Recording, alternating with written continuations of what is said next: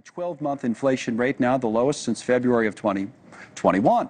Let's bring in Doug Flynn on this, the co-founder at Flynn Zito Capital Management. We're going to hit him with some eggs. It's interesting. So it's a couple things. Great news. Yep. All right. We've got inflation under control, or kind of calm before the storm. How do you read the CPI? Yeah, well, a couple things went into it. Certainly, you had food prices overall drop the most since 2020. In addition to the eggs, that's come down. You also had oil prices down. They're down, I think, something like 29% from a year ago. So that's, in there, even though parts of it go up, some of it goes down. So they're looking at the general CPI number, and you got that really low 2.3%.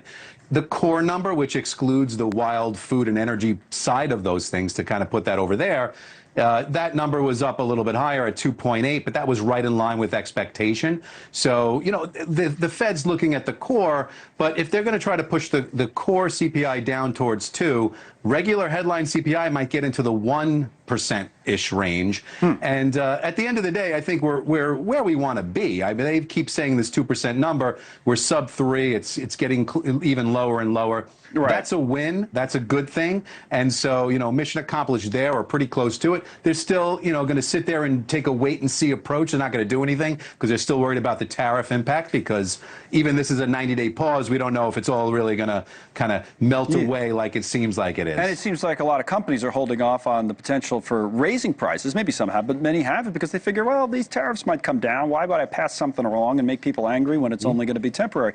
Now, you mentioned the Fed. Let me end on that real quick before the closing bell. I laugh because the president, I think this was today, he posted this on social media, so he must be firing this off from Saudi Arabia. No inflation, prices of gasoline, energy, groceries, practically everything else down. Fed must lower the rate like Europe and China have. What's wrong with too late, pal? Not fair to America, which is ready to blossom. This, make it happen. It's a beautiful thing. Remember, someone asked him the other day if he was going to talk to the Fed chairman. He says it's like talking to the wall. So that's the president. What do you make of that relationship?